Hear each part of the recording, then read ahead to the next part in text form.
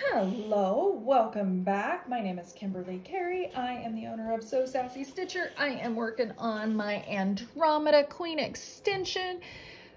So on the last video, I showed you how to cut out the pieces for the outside border. So now I'm going to show you how to get started on these guys. I know that starting piece is always the most challenging when starting with the paper piecing, so I'm just going to walk you through it. So I have my pile of strips, and then I went through and I separated out my right and left piles. Now, there's also between your right and left, there's two different sections. Okay, so I've got my rights here, and I have 18R and I have 17R. Okay, so you want to put all the 17s together and all the 18s together, and I just lined them up 1, 3, 5, 7, 9, etc. Same with these. The even numbers are going to be your dark strips like this. Okay, so then what I did is I had, like, these are 17s. Okay, so then I found my templates, and you just match up your templates. So I have 17R, 17R. Okay, so I have 4 of each, so those are just going to go in the pile. I did the same for the lefts. You have an 18 left and a 17 left, and then you put the templates with those. I just have them stacked in a pile. I'll get to those. So I'm going to show you with the 18 R's, the 18 rights, how to get started on this. So I'm going to take just my section 1 template. I'm going to set everything else aside. I have strips. Now for these guys, and it'll show you on the units, all of both of your 18s are going to be the shorties. Your 17s are going to be your longer ones, okay, because those pieces are longer. So for some of these, you can see these have a little bit of excess on the end. Some of them are going to have a lot more excess, okay, but they're all going to be the shorties for this guy. Okay, so now this is our first piece. You can see it doesn't have a sew side. However, this is just flipped like this, okay? So your wrong side is going to be against your paper like this. Now, the way that traditionally you do this, and Judy Niemeyer has you do this, is you take this, you glue it to the back side of your paper, so wrong side up, like this. You glue this on here, you fold it back, you trim it up to that 1/4 of an inch, and then you add your next piece. Well, that's kind of silly for this one because our angle is exactly the same as what our cut line is here. So I'm just going to have a little bit of extra fabric on this side. So I'm going to cheat. I'm going to turn this wrong side up. Okay, so I have right side up with my template on it. I'm going to turn it wrong side up. Okay, that's going to go next to the paper just like this. Now I'm going to take one of my strips here. Okay, it's going to go on the bottom. Then I'm going to take one of these wrong side up, and I'm just going to whoop right over here on top of this. And I'm just going to put it somewhere in the middle. This doesn't really matter. It doesn't have to be matched up on the ends. I'm just putting it somewhere in the middle so that here you can see they're pretty darn close. Okay, so now I have both of my pieces. You can see, let me back out just a little bit. There we go. Okay, so now I'm going to put my paper on here, and I want to make sure that when I do this, there's a few things I'm looking at. Number one, I want to make sure, I've got some extra paper here, but I want to make sure that I have fabric beyond all of my solid lines. Okay, so I've got it centered fairly well there. Now the edge of my fabrics are gonna go along this dotted line here, just above line 1. So I'm gonna be stitching on line 1, and then that gives me my 1/4 inch seam allowance. Okay, so I'm gonna take this, and you can eyeball it, you can hold it up to the light and see, like you can kind of see there, you can see it behind, so I can hold it up to the light and say, oh yeah, I've got that lined up.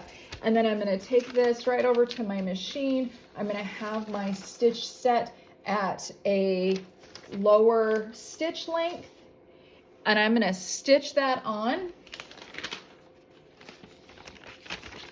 So now I have it stitched. You can see my stitches along line 1, okay? You can see I've got a 1/4 inch seam along here because this lines up with that dotted line, okay? I've got short stitch length. So then I can take this to the iron, open this up, okay? And then once that's ironed open, I'm gonna fold back on line 2, use my 1/4 inch, or add a 1/4 ruler, cut off the excess, then I can put on my next piece. And so my next piece is gonna be section 3, okay? This is gonna be my sew side. That's the side that's gonna match up with that piece that I just trimmed. Okay, so again, I have wrong side up, right side up, okay? Right side up goes first. So I'm actually putting down my section 2 piece first. Then I put my wrong side on top of that. Okay, and then my paper goes on just like that. Okay, and I'm gonna make sure once I move it over to my machine that I have everything lined up before I start stitching. Okay, now you could, if it confuses you to go out of order, you can keep this one right side up, do it first, take this one, put it wrong side up, match it up again, but now I have to turn this over to match it up because I have to have that first piece against my paper, okay? Otherwise it's not gonna work for you. All right, so let's do the next one. So it's gonna be the same thing, except I'm gonna have my longer strips, okay? So I have my 17s. I'm gonna grab section 1. So again, you can see that this angle is completely the same. I just have an extra like 3/8 of an inch. Doesn't matter. Everything's still gonna work out for me. So I'm gonna turn this over, wrong side up. I'm gonna have my strip here, right side up. Wrong side goes on top of right side, okay, with my right sides together. Okay, so now I have those two pieces together and I have just kind of centered those two. Okay, and then same thing, I'm gonna grab this piece. These are bigger. You may want to, and even with those other ones, roll these up, stick a magic clip on here like that so that it doesn't get in your way. It's not under your throat, so that's not a big deal. It's just kind of awkward and cumbersome. So again, I'm gonna put this on here, lining up the edge of my fabric with the dotted line so that I'm sewing on the line, solid line 1, and get my 1/4 inch seam. And again, I'm looking to make sure that where I have my paper sitting, that I have fabric all the way around. Okay, let's look at, real quick, let's look at one of the left ones. Okay, so this is the 18 left. Grab these guys because I want to make sure that you're good there. On these, we're starting basically from the other side, but they're mirror imaged, okay? Again, my number one is the same thing. That angle is still the same. So I'm going to turn that wrong side up. My strips are right side up. Okay. Number two goes down first. Then number one on top, so that you end up with 1, 2. Okay. Now for this one, again, it's going to stick out. All my paper is going to stick out the other side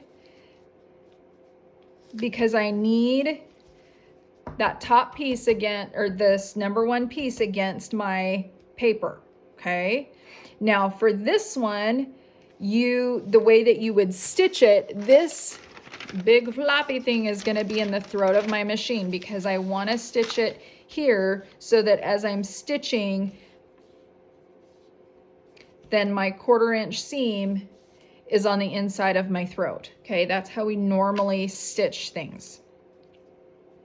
So this is all going to be on the inside of my throat.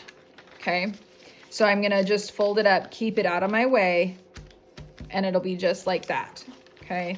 Again, just one more time, you're going to take right side up, wrong side up. I'm not flipping it. I'm just bringing it straight across to my strip, lining that up, and then your paper goes just like this, lining up that edge with that dotted line. Okay. It'd be a big bummer if you lined it up with the solid line and then tried to stitch on the solid line and didn't actually get any fabric. That's always a bummer when you do that. So line it up with that dotted line, stitch on the solid line.